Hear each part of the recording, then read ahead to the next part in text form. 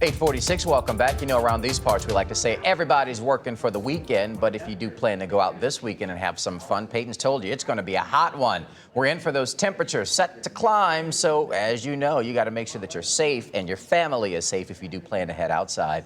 Got Dr. Kevin Stevens in this morning with some really good tips on what to do and what to know before you head outside. Good morning to you, good sir. Good morning. The big one, it kind of seems like Captain Obvious, but when you're thirsty, at that point, it's too late. Yeah, it is late.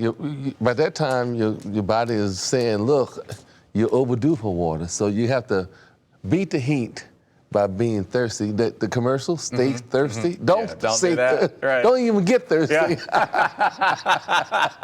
Who is that? Stay thirsty, my friend. Is that Dos Equis with the beer? You know, yeah.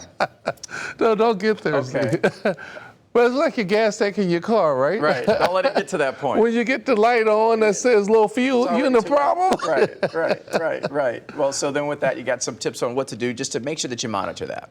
Yeah, well, the first thing is you have to replace what you lose. And so if you're out there sweating, you're losing sweat. So the minute you start sweating, replace what you're losing. And many times, more than water, it could be electrolytes too.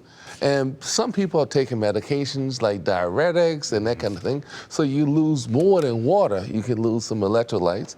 And so at that point, it's a good idea to drink something that has electrolytes in it. But be careful because some of those drinks have a lot of sugar in it. Yeah. So, you know, you have to read the labels. That's what I tell my kids. You know? So coconut waters with no added sugars. Correct. Products of the like. Correct.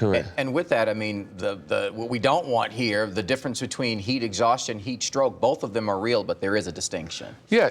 So when you have a heat exhaustion, your body, you can get dizzy, you can get weak, and it's important that you pay attention to it, but if you have a heat stroke, you can get and become unconscious, you can pass out. I mean, it's a real serious condition, so you want to avoid all of that stroke, exhaustion, by staying hydrated before you even, before you get thirsty, so that you know that you're ready for it. And there are some tips if ultimately you might be dealing with heat stroke. Of course, call 911, but there's some symptoms that you might notice. Yeah. So if you look at your symptom list, like for instance, heavy sweating, if you start sweating profusely, then that tells you that, because that's how your body can cool down sometimes. Right. If you're hot, you start to sweat.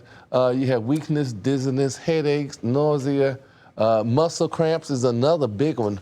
You start cramping up because you don't have the electrolytes. And the heat stroke, you get confused, you're fainting, you have loss of consciousness, then you really have a problem. Yeah. So if you get into that stuff, don't wait around. It can happen much faster than what you anticipate. And so with that, you got to check on the most vulnerable. Yes. Oh yeah, absolutely. Well, a couple of things. One, particularly in your cars, don't leave your kids in your car. Yeah. We've learned and your that, pets and that kind of stuff. Don't leave them in there. And then of course the elderly and people taking medication who have chronic illnesses, they can get dehydrated a lot sooner. Also, remember, put a hat on, cover up, make sure you protect yourself from the heat because there are things you can do. And get in the shade. I mean, don't stay out in the sun. You're getting hot, go on these, get something. Well, you know, sometimes, Dr. Stevens, I'm out there and I say, you know, I need more colors, so I got to work on my tan.